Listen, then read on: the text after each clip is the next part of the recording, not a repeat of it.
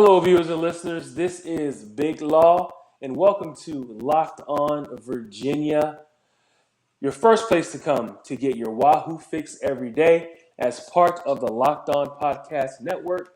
The date is 12/2/2022. And of course, on Fridays, I have my buddy, partner in crime, Casey Pazzalia, in the building from Virginia Gameday Podcast. How you doing today, Casey? Oh, very good, man. Very happy to be jumping on the podcast today. There's a lot going on in Wahoo Nation, and I'm excited to chop it up. Absolutely. Appreciate you coming on. But Of course. today's episode is brought to you by BetOnline. BetOnline has you covered this season with more props, odds, and lines than ever before. BetOnline, where the game starts. So yeah, brother. Virginia is full of news all across the airwaves of sports media. You know, these days, most of it for the tragedy, and that's something that we'll touch on a little bit here. But we got some breaking news.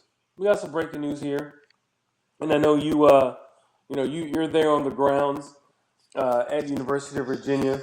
I'm in Charlottesville, yeah. So go ahead and break some news with us here and inform our viewers what's going on, man. Yeah, so Virginia fans may have found out by now because, it kind of broke earlier on Thursday night here that Brennan Armstrong is officially leaving the University of Virginia as a grad transfer and will seek opportunities elsewhere. I got it from The Athletic. So, I'm in Charlottesville, not at the university specifically, but I did hear about it, and then I called you immediately. We had talked about it earlier in the year that if he had another year or not, and no one was talking about it except for you. You're the only one talking about it. And as it turns out, he did have that year, and now he's going to use it. Of course, as a grad transfer, you could come back if he doesn't find a fit. But I think that he's going to go get himself a bag somewhere from, that he was hoping that he could have gotten last year if he had gone and transferred. So I think he's going to go get himself a payday from a team that's in need of a quarterback, a team that is using that air raid system that he's proven that he can excel in. And listen, he had a great career at Virginia, gave us a lot of great times. All-time leading passer. Yeah. I think it's hard for a lot of these players to be in Charlottesville. I can understand from the playing perspective of how poorly the season went and from a traumatic perspective. So, of course, we all wish Brennan nothing but the best, and I hope that he does have success moving forward. Well, I definitely felt it was, just coming out of the situation, just looking at it from above. Mm-hmm. I'm like, there's going to be a mass exodus from this team. Before anything happened, before the tragedy happened, there was already kind of a lot of turmoil. A lot of I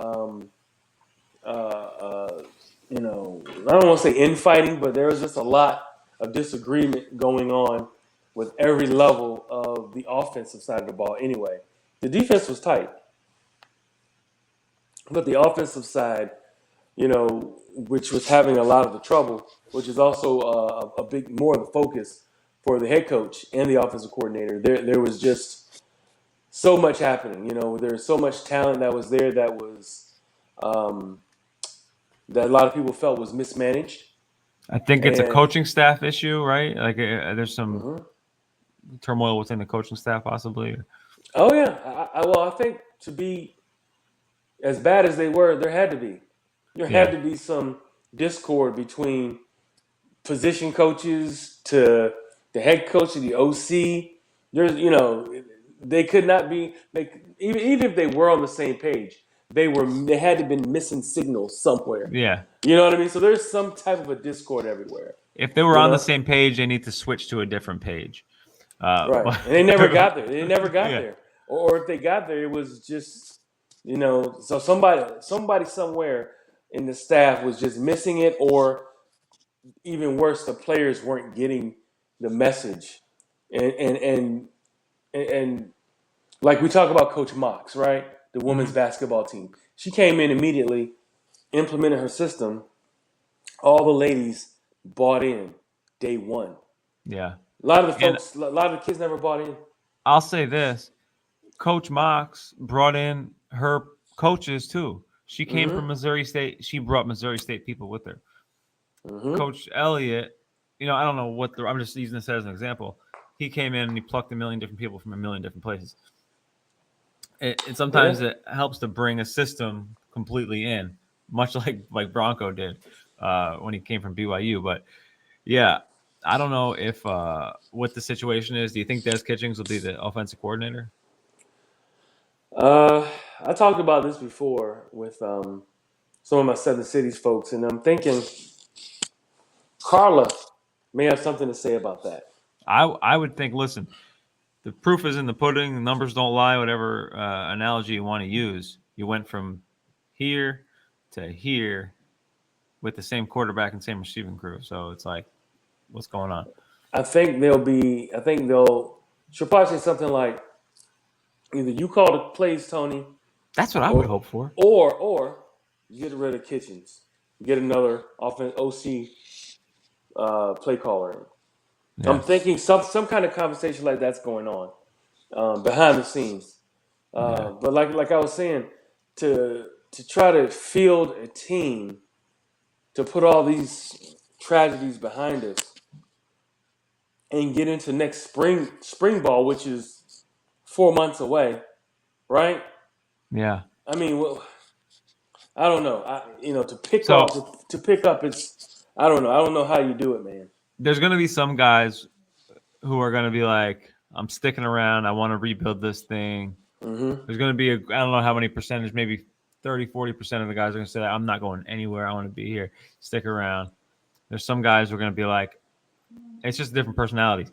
I don't want to be around that trauma. This was the craziest year of my life. I'm going to move on, fresh start. And fresh starts are great.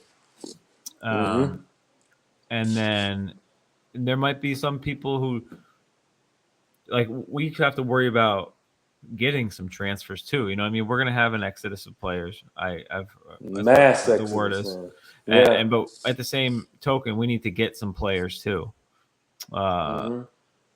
Do guys from other schools want to come in here and help rebuild? Do guys want to come in here, or do they not want to come here because they saw how the offense performed last year? You need to really get the spin going now and be like, we're going to right this ship. I would love to hear that Tony's going to be calling the plays. That would be amazing. That would help right the ship and be like, okay, we've got a plan of action now to fix what happened in 2022. Yeah, for him to get the play calling, I'm really curious about if there's going to be a transfer quarterback. So that would be great. Cade McNamara I just saw on my phone he was the Michigan quarterback who announced he was going to the transfer portal, and he just signed with Iowa, so he's off the table. But Jeff Sims is still out there. Blaine Gabbert's brother at Miami of Ohio is a good quarterback who I think would be a great fit. I think his name's Brett Gabbert. Would be a good fit. Yeah, there's and I'm still curious as to why we haven't had any Clemson or Clemson-esque players come over. You know what I mean? It's like Dabble kept them all. I'm just surprised that there wasn't more coaches, more coaches and more players that have come over to with Coach Elliott. You're right. You see it all the time. Kim English took the job at George Mason, the basketball program, right? And when he took the job at George Mason, a bunch of guys he was an assistant at Tennessee, and then a couple of guys from Tennessee came with him to George Mason when he got the job there. So that does happen a lot. But there hasn't been many people moving over. And I was talking with someone today. At the quarterback position, we're going to be extremely light next year. We have Jay, of course, who is the ipso facto number one right now. But they're going to go out and get a transfer, and maybe they can get like a Clemson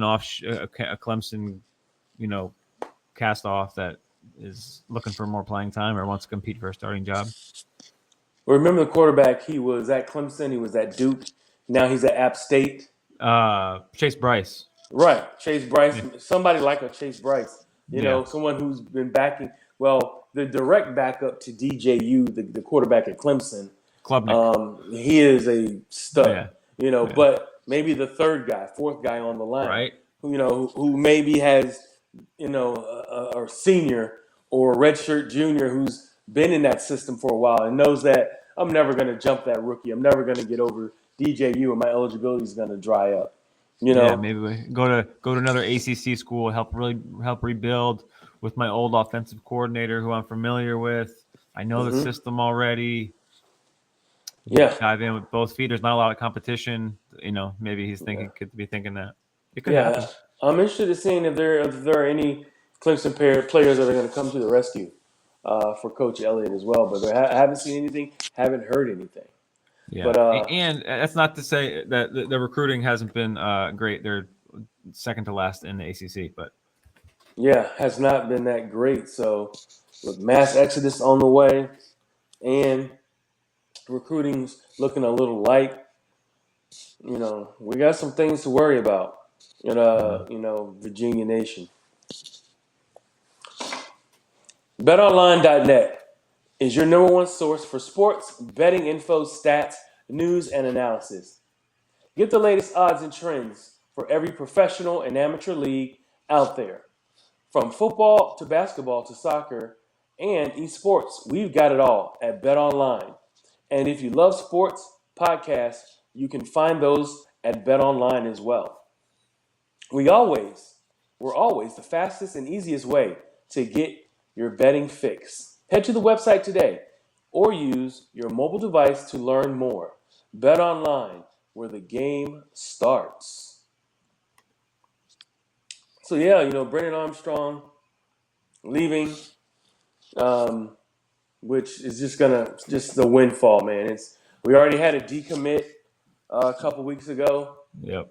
And that's the scary part, because I get some of the seniors and some of the guys who have already played most of their eligibility out, with the lifeblood of your system, which are the youth, the guys who haven't even got here yet. If they start, cutting you off early, not even coming, there's a huge issue going on here, man. It's a huge issue. Well, the good part is, if trying to have a silver lining here, is the more people Tony has to get, those will be his guys. He will have to have sold them on coming here. He will hopefully have them bought in before they're here. So, if more people are leaving, that means he has to go get more people. And then the thought would be they'd be bought in before they got here. So, listen, he's going to get a chance. He's going to get some time, especially after the tragedy. Tony's not going anywhere. So he's going to get some time. He's going to get a chance to build this thing. So hopefully he can, and hopefully we can, try and course correct from 2022. Well, we'll see. We'll see what's coming up. I like to see what that roster's going to look like. Yeah. Next spring, Next spring is going to be the telltale. So let's talk about women's basketball, man. They talk about a course correct. Yeah, in a hurry. Yeah. 9-0 for the first time in 30 years. I've talked about it some during the week on Locked On, but I want to get your opinion. What's the energy like down there in Charlottesville for this ladies team? People are excited. I just spoke with a former JMU player, women's basketball player today, and the first thing we were talking about was Sam Brunell and the UVA women's basketball team. So that's great that isn't something that would have happened normally. I mention it all the time, but Sam has brought a lot of attention to the program, especially locally. That's awesome. Local girl. Yep. And she got local girls to commit for next year. Somebody posted, I think, I don't want to say it wrong, but somebody posted on Twitter, one of those UVA stats guys, that Virginia women's has outdrawn Virginia Tech every home game this year. So that says a lot for just fan excitement and everything. I'm And telling you, man, you're right. yeah, and Coach Mox, I mean, she came in, she got the culture changed. Culture wins. That's her motto, right? Culture Mm-hmm. wins. And she brought her people. Everyone is excited to you see these post-game celebrations. It's just really exciting. But then from a basketball perspective, they're getting better shots. They're moving the ball. They're sharing the Mm-hmm. ball, which is great. I mean, last year, just from a numbers point of view, they only averaged 11 assists per game and shot 36% from the field. This year, they're averaging 17 assists per game and shooting almost 44% from the field. So mostly the same roster. I mean, there's a lot of people, a lot of carryovers, but it just goes to show you how a couple of tweaks here and there and having a right system in place can make a world of difference. Well, you also, I mean, she brought over some students and got a couple of recruits in there as well. Yeah. Also one person we didn't get to really see much of, who really is starting to blossom as a star, an absolute star, is Mira McLean, Oh, yeah. who was recruited. I believe she was a 5-star recruit out of Kentucky. Connecticut. Came out of Connecticut. Still got to UVA this year. Still had 3 years of eligibility. She had 24 and 13. She's had like a double-double, a 20-point double-double the last 3 games. And she's on her way to being a stud player. And she has an all-around game where she's a guard forward-ish, and she can still distribute. And obviously at her size, she can rebound and still kind of be a big guard on the court. She fills up every statistical category on the floor. 12 points a game, 9.5 rebounds a game, 2 assists a game, 2 steals a game. So, yeah, she's a complete player. And they have a lot of them. They're not necessarily shooting the 3-ball lights out. They're shooting 28%, but the threes seem to be coming timely, and they have those girls who can get it done on the inside, and they have some size, and they have Taylor Valladay. I love watching her play. She's just a dog. Yeah. I love Taylor on that at the point. She gets reminds after me it, of man. She reminds me of another tough point guard we used to have, who's coaching in South Carolina right now. Aggressive. Yeah. You got then of course Cameron Taylor, who's just a steady, down low, rough, rugged, rebounding inside player. Of course, Sam Brunell, who plays inside and outside. She plays that high post position, and they do a great job of passing the ball around from high to low. Then you got a lot of the ladies on the outside as well, who are just learning to share the ball and playing in this Coach Mox's system, which is an up-tempo system as well. The girls are putting up a lot of points, man. Yeah. 9-0 is not a fluke. Some people think it was a fluke, but it's not. I mean, listen, they've beat some teams who are, like at the UMBCs and George Washingtons, but they beat a Penn State team that had 7 wins, and I don't think 7-0.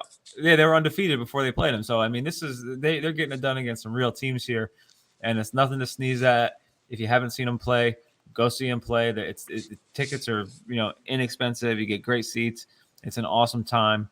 I encourage everyone to get out to UVA basketball, UVA women's basketball. If you want tickets, hit me up. I can get you tickets. So definitely get out there and see them. It reminds me of I don't know if you remember ODU basketball when they were just like really killing it with Tina Penichero and Mary Andrade. They had a lot of international players, but they were lighting it up down here in Norfolk, and they were scoring a lot of points and always in the the Sweet 16 or in the tournament, making noise. But ODU women's basketball is a big deal down here. But I kind of get that same feeling from Virginia, and they're on. People are starting to take notice. They're starting to be on some teams' radars as a huge up and coming team. I'd like them to be ranked soon. I know that we're starting to get the calls on Twitter. Rank them. They had 2 votes for the AP Top 25, which from what I understood, they haven't had any votes from the AP 25 since 2011. They were just so far off the radar, man. Mm-hmm. You know what I mean? Right. They won 5 games last year. They only played a couple games the year before that. So they were just so far off the radar. They're like, it takes a while for them to get on the board, Mm-hmm. Absolutely. And I think they have UNC Wilmington next. So I think they're going to get to 10-0. Not disrespecting UNC Wilmington, but I don't think they have the caliber of talent like these girls have at UVA right now, and the momentum that they have for Coach Mox the way that she has these ladies playing. I just see them going to 10-0, and then you're getting a little close to conference play, and that's where it'll get sticky. But we'll see. Yeah, they got Duke December 21st, and that would be they could be 12-0 going into Duke on December 21st. And that's the big one. That'll be a knockdown drag out, and we may have to. When is that? It's on a Sunday. It's on a Wednesday. It's unfortunately in Durham. It's in Durham. Look, you and I may they're gonna televise that. You and I may have to do like a pre-show or a halftime show for that one. That'd be awesome. We got to plan that if we're gonna do it. Yeah, we're in on that. So now that we talked about the ladies, let's get to the other big show that's going on in Charlottesville. The men's team, they just beat Michigan in the ACC, the last year of the ACC Big Ten Challenge. Now, they are 6-0 and are ranked number 3. And I said this was a 5-leg game stretch that they have. Michigan, number 1. Number 2 is Saturday night. They have Florida State. Number 3, they get a chance to get revenge against JMU. 4 is the number 1 team in the nation coming to Charlottesville. Then, of course, number 5 is the pesky Miami Hurricanes. So if they can come out of these next 5 games with maybe 1 loss or 2 losses, you're talking about, they're already at number 3. Yeah. Give me your opinion. Tell me what you think about this men's basketball team, ranked number 3 already, and with 3 impressive wins. Well, at this point, I would say the only game that I'm hoping that Florida State is, I don't know, I haven't watched them a ton this year, but I've been watching their results. And they've lost to Siena, they've lost to Stetson, they've lost to Troy, they've lost to teams they have no business losing to. And they fell about 100 spots in the KenPom rankings from where they started the year. So KenPom's got Virginia winning by 20. I don't expect the game to be close. They're 1-7. Florida State's 1-8. 1-8. So I hope we don't make that game close. That's on Saturday at JPJ. Get there. But that James Madison game is going to be a blast. I'm telling you, man. Revenge served cold, man. Because remember, they embarrassed UVA beginning of the year last year. That was a good environment. That place was rocking. And JPJ is going to be rocking, first of all, because UVA's got so much hype right now. And then you're going to get any leftover tickets are going to be bought up by the boys from Harrisonburg. So the place is going to be packed like a Duke game. So it's going to be an experience worth checking out. And then then we got Houston, which, like you mentioned, top team in the country. Number 1, potentially, against number 3. Yep. Now, this early in the year, and everyone has a loss, at least 1 loss in the ACC. UVA is the only undefeated team left. So they're carrying the banner for the ACC right now. And Houston, just throw some numbers at you. They've only allowed 1 team to score more than 55 points against them this year. This is a defense that, Kevin Sampson, yep. It's coach. Up there, ranked number 2 in defensive efficiency. They put the bricks score on too, and they score too. Yeah. They put the clamps down, and it's going to be. Luckily, Virginia's offense is humming right now, but that's going to be an all-out knockdown, drag-out fight. And then traveling to Miami, we've had some success in recent years. Last year, especially against Miami. So, we're just riding the wave here. We got a lot of different options, but more importantly, the core of the roster is the same. And then we've got sprinkles in of 20 minutes from Ben, 10, 12 minutes from Isaac McNeely. Poppy Faro gets in. Yeah, Ryan Dunn, a new guy jumping in. But we've seen the team that we saw last year take a big jump. Kihei Clark gets all this trash talk from pockets of UVA Nation, but he is playing great and providing a steady hand. And he doesn't have to make every play anymore because Reese has also stepped up his game. Officially, it's Reese's team. Officially, it's Reese's team.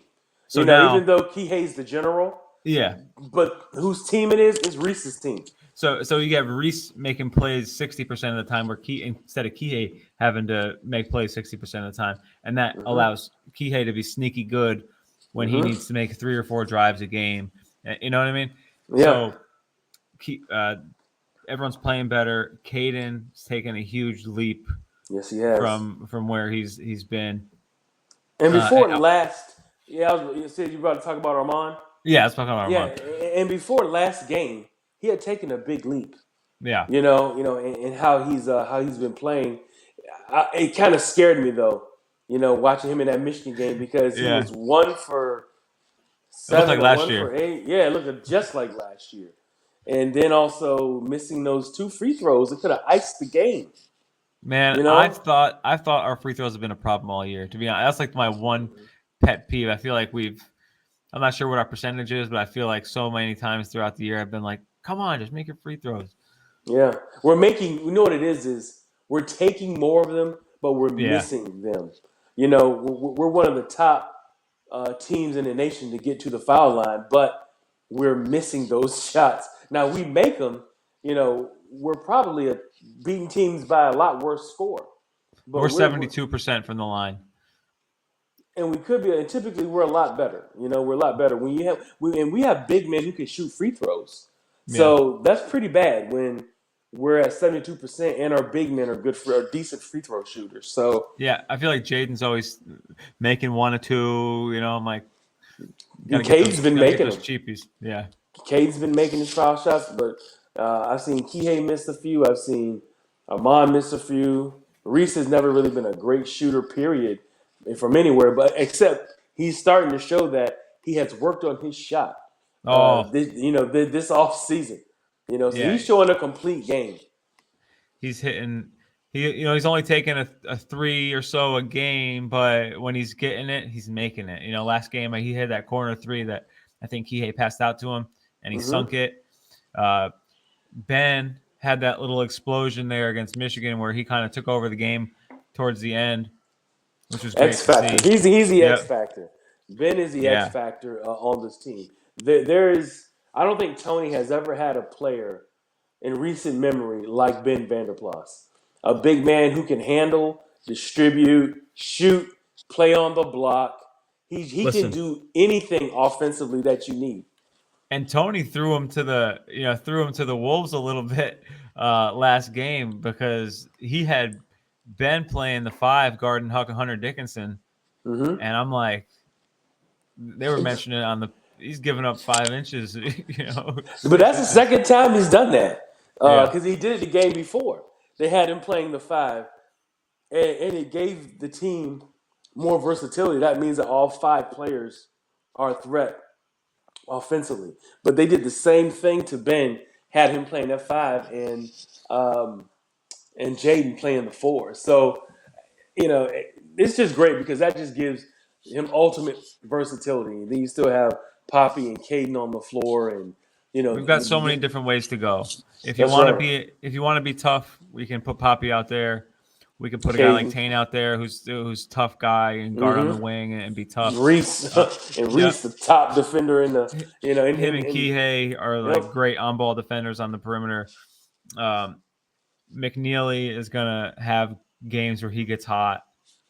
He hasn't been getting as many minutes as he was, but it's not when the games are that hot. Like the stage is a little too big for him at Michigan. You know what I mean? That's a big stage. It's a tough atmosphere. It was great to see them get that road win because that's one thing we hadn't had yet this year, going into a tough place. And pulling out a tough win that, frankly, they probably would have lost last year and they would probably the have year lost before. pretty bad. Yep, probably would have lost that pretty bad. And then not to mention, can't forget about Ryan Dunn as well. Oh, I love watching him play. Another long defender on the wing who's good at playing that defense as well. But yeah, man. Before we close out here, anything that you wanted to say? Anything you wanted to add before we get out of here? Listen, UVA basketball programs combined haven't lost a game yet. So if you're thinking about getting out and seeing them, definitely do it. We want to see those. I was watching Indiana and North Carolina last night, and there wasn't a seat open in that assembly hall. And sometimes that it's not that way in JPJ, and I would love it if it was. They packed the house for Duke and all that, but I'd love to see every game packed out. So if you get out to JPJ, go see him play. The girls, go see him play. It's a great night out, and gotta support the Hoos. Both teams are brewing something special, and I can tell you, my man Casey from Virginia Gameday is going to be here to support the team and to report, and myself at Locked On Virginia is going to be there to report as well. And like I said, I'll be on. I'll be doing probably a live stream from my seat at the JPJ for the Florida State game, so you guys stay tuned for that. And maybe Casey and I can catch up and do a walk around the JPJ as well, when we get to the stadium. But we appreciate you guys for tuning in, and we want to thank you for making Locked On Virginia your first listen of the day. For your second listen today, check out Locked On Sports Today. For the games that matter the most to the biggest stories in sports, go beyond the scoreboard and behind the scenes with the local experts and insights only at Locked On can provide. All right, my man. Let's get it going, man. And Virginia strong. That's right. UVA strong, guys. UVA strong. Rest in peace, 115 and 41.